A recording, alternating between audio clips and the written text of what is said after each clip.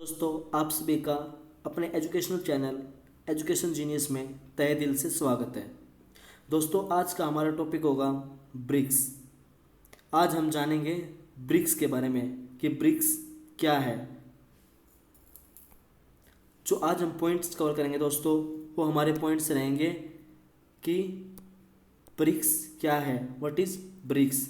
ये भी अभी काफ़ी रिसेंटली और करंट में बहुत ही ज़्यादा चर्चा में रहता है और इसकी समिट भी होती रहती हैं। और इसकी हिस्ट्री क्या है दोस्तों, फॉर्मेशन हिस्ट्री, मेंबर स्टेट्स क्या क्या हैं ब्रिक्स के, क्योंकि ये भी एक ऑर्गेनाइजेशन है, ग्रुप है कंट्रीज़ का। और इसकी डेवलपमेंट एंड अचीवमेंट्स क्या हैं ब्रिक्स की। तो दोस्तों, वीडियो में हम इन चार चीज़ों को कवर करेंगे, अच्छे से डिटेल में समझेंगे ब्रिक्स के बारे में। तो वीडियो को लास्ट तक देखना और उम्मीद करता हूँ कि जब तक आप वीडियो के लास्ट में पहुँचोगे तो आपको बहुत अच्छे से समझ में आ जाएगा ब्रिक्स क्या है। और यह किसी भी कम्पिटिटिव एग्जाम्स में इसके बारे में पूछा जा सकता है, क्योंकि ये एक बहुत ही ज़्यादा इम्पोर्टेंट टॉपिक है। तो दोस्तों, सबसे पहले हम पढ़ेंगे कि व्हाट इज़ ब्रिक्स। ब्रिक्स है क्या दोस्तों। BRICS is an acronym for 5 leading emerging economics: Brazil, Russia, India, China and South Africa. जो दोस्तों ब्रिक्स है वो 5 लीडिंग इकोनॉमिक एमर्जिंग कंट्रीज़ का एक ग्रुप है, जिसमें 5 कंट्रीज शामिल हैं। इसमें क्या का नाम है, जैसे इंडिया, रसिया, चाइना, ब्राज़ील और साउथ अफ्रीका। दोस्तों, the first 4 were initially grouped as BRIC. जो पहले 4 थे उनको हम इनिशियली बोलते थे ब्रिक। दोस्तों, इसमें जो साउथ अफ्रीका है उसने बाद में ज्वाइन किया था, यानी कि जो इसके फाउंडिंग मेंबर्स थे वो पहले 4 ही थे। BRICS is smallest in 2001 by Goldman Sachs economist Jim O'Neill, who coined the term to describe fast growing economies। ये 2001 में ये टर्म जो Goldman Sachs economist Jim O'Neill था उसके द्वारा ये टर्म दी गई थी BRIC. Who coined the term to describe, जिसने डिस्क्राइब करने के लिए इस टर्म को दिया था fast growing economies that would collectively dominate the global economy by 2015। उसने बोला था कि जो ये 4 देश हैं इनकी जो कलेक्टिवली इकोनॉमी होगी वो पूरे वर्ल्ड को डोमिनेट करेगी 2050 यानी कि 2050 तक। और जो साउथ अफ्रीका था वो इसमें कब ऐड हुआ था, 2010 में, 2010 में। तो हम साउथ अफ्रीका के बारे में जानेंगे कि साउथ अफ्रीका की एंट्री कैसे हुई थी इसमें। अब दोस्तों, brick have combined area of 3,97,46,220 kilometre, यानी कि 3,97,46,220 किलोमीटर स्क्वायर का टोटल एरिया है जो ये ब्रिक है। यानी कि जिसके 5 ग्रुप मेंबर स्टेट्स हैं उनका जो टोटल एरिया इतना है दोस्तों, 3,97,46,220 kilometre square.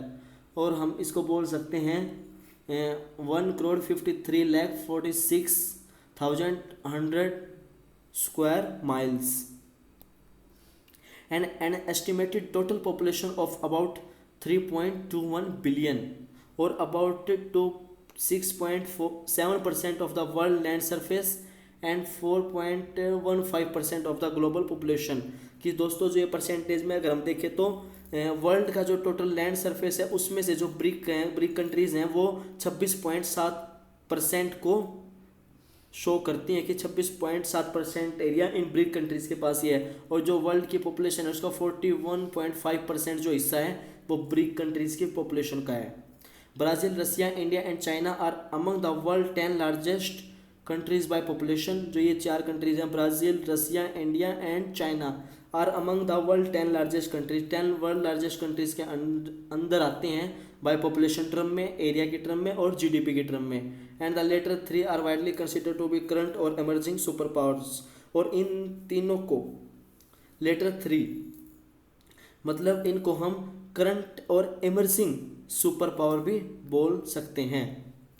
All 5 states are member of G20। ये 5 स्टेट्स G20 के मेंबर हैं with a combined nominal GDP of 26.6 trillion $, यानी कि 26.2% of the gross world product. जो टोटल वर्ल्ड का ग्रोस प्रोडक्ट है उसका 26.2%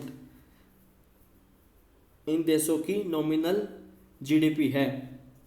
ए total GDP purchase power parity of around US $51.99 trillion dollar है, जो कि 32.1% of total global GDP PPP purchase power parity का हिस्सा है।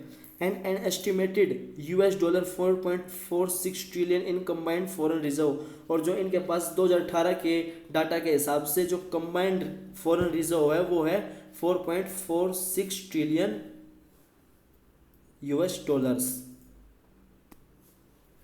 अब दोस्तों, जो brick were originally identified for the purpose of highlighting the investment, जो ब्रिक्स को जब ओरिजिनली जो इसको आइडेंटिफाई किया था वो इसका पर्पस क्या था कि हाईलाइटिंग इन्वेस्टमेंट अपॉर्चुनिटी को हाईलाइट करने के लिए। And had not been a formal inter governmental organisation, और ये एक फॉर्मल इंटर गवर्नमेंटल ऑर्गेनाइजेशन नहीं थी।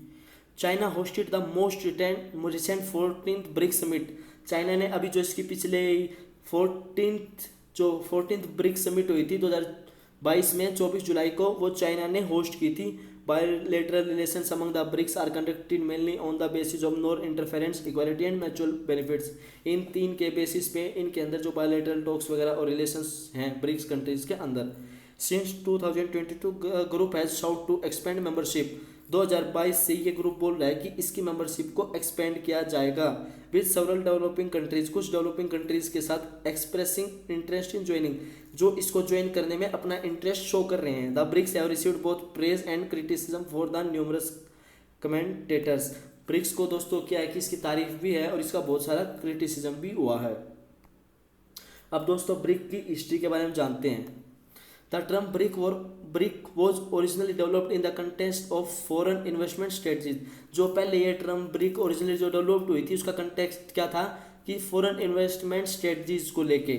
For investing purpose the list of emerging economies sometimes included South Korea, जो इन्वेस्टिंग पर्पस को लेके जो लिस्ट है इकोनॉमिक इमर्जिंग कंट्रीज को, समटाइम्स किसको इंक्लूड कर लेता है, साउथ कोरिया को, which expanded the acronym to BRICS or BRIC, जिसका मतलब जो एक्सपेंड हो जाता है एक्रोनियम ब्रिक में भी के मतलब दोस्तों यहाँ पे है साउथ कोरिया। अब दोस्तों, foreign ministers of the initial 4 brick जो ब्रिक स्टेट्स थे, जो इनके इनिशियल फॉरेन मिनिस्टर्स थे ब्राजील, रशिया, इंडिया और चाइना के, जो न्यूयॉर्क में मिले थे न्यूयॉर्क सिटी में 2006 में at the margins of the general debate of UN assembly की जो जनरल डिबेट हुई थी उसके जो वहाँ पे मार्जिन्स पे 2006 में जो 4 कंट्रीज हैं इनके फॉरेन मिनिस्टर्स मिले थे।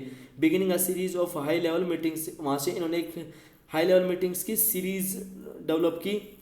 A full scale diplomatic meeting, जो फुल स्केल डिप्लोमेटिक मीटिंग थी, यानी कि ऑफिशियल जो मीटिंग थी दोस्तों वो हेल्ड हुई थी येकेटेरिनबर्ग रसिया में 16 जून 2009 को। फुल स्केल डेवलपमेटिक मीटिंग, जो फुल स्केल डेवलपमेटिक मीटिंग थी। द ब्रिक ग्रुपिंग से first formal summit also held in Yekaterinburg Russia में commenced on 16 June 2009 with Luiz Inacio Lula da Silva, Dmitry Medvedev, Manmohan Singh, Hu Jintao. जो दोस्तों ये 4 leaders थे उस time पे, जो ये Brazil, Russia, India and China, इनके जो करंट जो लीडर्स थे ये 4 नाम है। और जो हमारे इंडिया से उस टाइम रिप्रेजेंट कर रहे थे ब्रिक में वो थे हमारे ex prime minister Manmohan Singh. The respective leaders of Brazil, Russia, India and China all attending, इन्होंने अटेंड की थी। The summit focus was on improving the global economic situation, जो उस टाइम समिट का फोकस था वो ग्लोबल इकोनॉमिक सिचुएशन को improve करना था। एंड रिफॉर्मिंग फाइनेंशियल इंस्टीट्यूशन, और जो फाइनेंशियल इंस्टीट्यूशंस थे उनमें रिफॉर्म लाना था। And discussed how the 4 countries could better cooperate in the future, और जो ये 4 कंट्रीज थे कि ये आपस में फ्यूचर में कैसे कोऑपरेट, एक दूसरे की सहायता कैसे कर सकते हैं। अब दोस्तों, इसमें साउथ अफ्रीका की एंट्री कैसे हुई। साउथ अफ्रीका मैंने आपको बताया था कि 2010 में साउथ अफ्रीका ने इसमें ज्वाइन किया था। South Africa began effort to join the BRIC grouping and the process for its formal admission began in August of that year. 2010 में जो अगस्त के ईयर में इसका साउथ अफ्रीका में का एफर्ट शुरू किया था इसने इसको ज्वाइन करने के लिए। South Africa officially became a member nation on 24 दिसंबर 2010 को जो साउथ अफ्रीका था वो ऑफिशियली ब्रिक का मेंबर बन चुका था। After being formally invited by China to join and subsequently accepted by other BRIC. और इसने चाइना ने इसको इनवाइट किया था कि ब्रिक को ज्वाइन करने के लिए, और बाकी मेंबर्स ने भी इसको एक्सेप्ट कर लिया था। द ग्रुप वॉज फिर रीनेम्ड, जो ग्रुप पहले ब्रिक था फिर इसको रीनेम्ड किया गया ब्रिक्स के नाम से, with S standing for South Africa, जिसमें S standing for South Africa, to reflect the groups expanded membership, जो ग्रुप थी उसकी एक्सपेंडेड मेंबरशिप को शो करने के लिए। In April 2011 the president of South Africa Jacob Zuma attended the 2011 BRICS summit in Sanya China as full member. जो 2011 में अप्रैल में नेक्स्ट ईयर जो इसकी ब्रिक्स की मीटिंग हुई थी, उसमें जो साउथ अफ्रीका के प्रेसिडेंट थे जैकोब जुमा, उन्होंने इसको अटेंड किया था, जो शान्या चाइना में हुई थी एज ए फुल मेंबर के तौर पे। अब दोस्तों इसके जो मेंबर स्टेट्स हैं वो आपको पता ही है। इसके मेंबर स्टेट्स कौन कौन से हैं, इसमें हैं Brazil, Russia, India, China and South Africa. अब दोस्तों मेंबरशिप एक्सपेंशन प्रोटोकॉल्स प्रपोजल्स, तो दोस्तों discussion about the expansion and entry of new member countries were little address until the early 2020। जो अर्ली 2020 है इससे ही इसमें डिस्कशन चल रहे हैं कि क्या इसको एक्सपेंड किया जाए या इसमें न्यू मेंबर्स की एंट्री कैसे दी जाए और कैसे न्यू मेंबर्स को ऐड किया जाए। After this date leader and top ranking diplomats of founding nations began discussion for the expansion of the group. जे इसके बाद फिर क्या किया कि जो लीडर्स हैं और टॉप रैंकिंग डिप्लोमेट्स हैं इसके फाउंडिंग नेशंस के, उन्होंने डिस्कशन शुरू किया इसके एक्सपेंशन, ग्रुप के एक्सपेंशन के लिए। Algeria, Argentina, Bahrain, Bangladesh, Belarus, Egypt, Indonesia, Iran, Mexico, Nigeria, Pakistan, Saudi Arabia, Sudan, Syria, Turkey and the UAE, Venezuela and Zimbabwe have expressed interest in membership of BRIC। दोस्तों ये इतने सारे देश हैं जिन्होंने अपनी मतलब इंटरेस्ट शो किया है कि वो इसका ब्रिक्स का हिस्सा बनना चाहते हैं। तो दोस्तों ये भी एक ब्रिक्स के लिए बहुत ही ज़्यादा बड़ी अचीवमेंट है। In 16 March 2023 Russia announce that it supported Algeria to join BRIC. 16 मार्च 2023 को अभी रिसेंटली हाल में रसिया ने अनाउंस किया था कि उसने अल्जीरिया को सपोर्ट किया है ब्रिक्स को ज्वाइन करने के लिए। अब दोस्तों जो अभी फिलहाल ब्रिक्स के करंट मेंबर्स हैं, जो 5 कंट्रीज हैं, उनके जो मेंबर्स हैं और उनके जो नेम और उनकी पोजीशन लीडर्स, जो ब्राज़ील के आप जो पिक्चर में देख पा रहे हो वो है लियोनियाना लो डी साल्वा जो कि प्रेसिडेंट है ब्राज़ील के। चाइना के हैं जिनपिंग जो प्रेसिडेंट है चाइना के। इंडिया के हमारे honourable prime minister Narendra Modi ji, prime minister of India. Russia के जो हैं Vladimir Putin, president of Russia. And South Africa के हैं साइरिल रामापोसा जो प्रेसिडेंट हैं साउथ अफ्रीका के। ये जो अभी दोस्तों हाल फिलहाल के करंट लीडर्स हैं इन 5 कंट्रीज के, ब्रिक्स कंट्रीज के। और दोस्तों ये आपको एक थोड़ा सा डाटा दिया हुआ है बस आपको जस्ट शो करने के लिए कि इसमें पॉपुलेशन और जीडीपी, परचेज पावर पैरिटी और ये फॉरेन एक्सचेंज रिसर्च थोड़ा बहुत ही आइडिया है। अगर आप चाहो तो आप इसको पढ़ सकते हो। Brazil, Russia, India, China and South Africa को इसका ये डाटा दिया हुआ है पूरा और ये इसकी एवरेज है दोस्तों। Bangladesh, Egypt and the United Arab Emirates, Uruguay are the members of BRIC new development bank. जो ब्रिक्स का खुद का न्यू डेवलपमेंट बैंक है उसके जो Bangladesh, Egypt, United Arab Emirates, Uruguay भी मेंबर्स हैं। अब दोस्तों डेवलपमेंट एंड अचीवमेंट्स, जो ब्रिक्स हैं उसकी कुछ डेवलपमेंट एंड अचीवमेंट्स क्या हैं दोस्तों। जून 2012 में ब्रिक्स नेशंस प्लेज्ड, 2012 में जो ब्रिक्स के 5 कंट्री नेशंस हैं उन्होंने प्लेज लिया था कि $75 billion to boost the lending power of the International Monetary Fund, कि वो 75 बिलियन बूस्ट करेंगे लैंडिंग पावर को, इंटरनेशनल मॉनेटरी फंड की लैंडिंग पावर को $75 बिलियन से बूस्ट करेंगे, उन्होंने प्लेज लिया था। दोस्तों मार्च 2013 में during the 5th summit of BRICS, March 2013 में जो ब्रिक्स की 5th समिट हुई थी दरबान साउथ अफ्रीका में, उसमें मेंबर कंट्रीज एग्रीज हुए थे एक create a global financial institution intending to compete with the western dominated IMF। इन्होंने वहाँ पे अपने मतलब एग्री किया था कि ये एक ग्लोबल फाइनेंशियल इंस्टीट्यूशन को क्रिएट करेंगे जो कोऑपरेट करेगा western dominated International Monetary Fund और वर्ल्ड बैंक के साथ में। After the summit BRICS stated that they plan to finalise the arrangement for this New development Bank by 2014। Summit के बाद ब्रिक्स ने किया था कि दे फाइनली मतलब फाइनलाइज कर रहे हैं उन्होंने। They plan to finalise arrangements for New development Bank को बनाने के लिए। Since 2012 BRIC group of countries have been planning an optical fibre submarine communication. 2012 से जो ब्रिक ग्रुप कंट्रीज हैं उन्होंने प्लानिंग की optical fibre submarine communication cable system की to carry out the telecommunication between the BRIC countries. BRIC countries के बीच में अपना जो कम्युनिकेशन को बनाए रखने के लिए, known as the BRICS cable के नाम से भी हम जानते हैं। Part of the motivation for the project was spying of the US National Security Agency on all telecommunication that followed in and out of the United and its territories. जो मतलब इन्होंने बोला कि जो पार्ट ऑफ मोटिवेशन था वो for the project was the spying of the US National Security agency का, मतलब spying US National Security agency के ऊपर स्पाइंग करने के हिसाब से जो पार्ट ऑफ मोटिवेशन था ऑल टेलीकम्युनिकेशन का, that flown in and out of the United and it's territory, जो इसके यूनाइटेड नेशन उसकी मतलब यूनाइटेड स्टेट्स है उसकी टेरिटरीज के अंदर और बाहर होगा कम्युनिकेशन। दोस्तों in August 2019 the communication ministers of the BRICS countries sign a letter of intent to cooperate in the information and communication. 2019 में कम्युनिकेशन मिनिस्टर्स थे जो ब्रिक्स के, उन्होंने साइन किया था एक लेटर कोऑपरेट करने के लिए इंफॉर्मेशन एंड कम्युनिकेशन के टेक्नोलॉजी के सेक्टर में। This agreement was sign in 5th edition of the meeting of the communication ministers of country member of the group held in Brazil. Brazil में जो इनकी countries में कम्युनिकेशन मेंबर्स की जो वहाँ पे वो मीटिंग हुई थी उसमें दोस्तों इन्होंने ये डिसाइड किया था।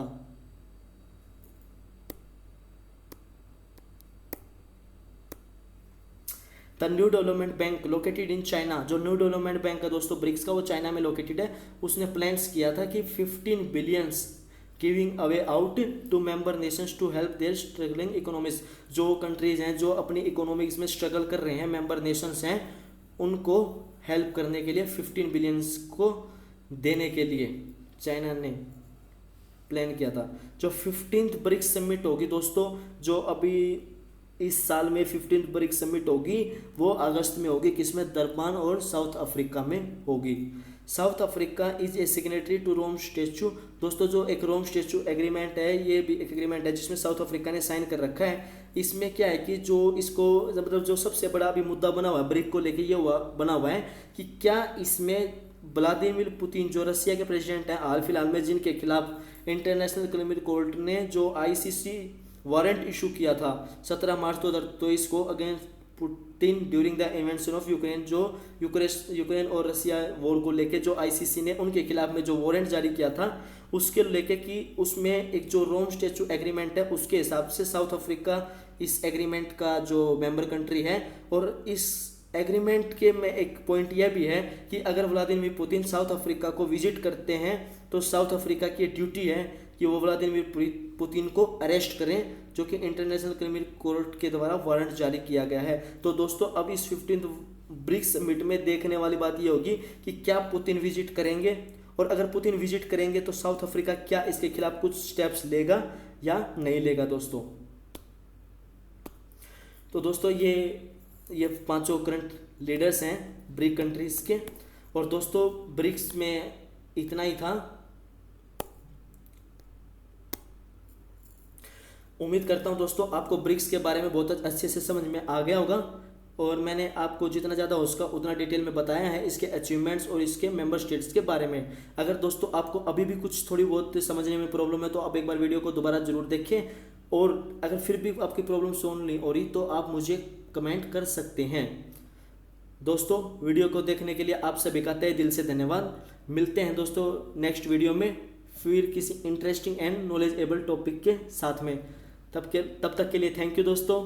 जय हिंद, जय भारत।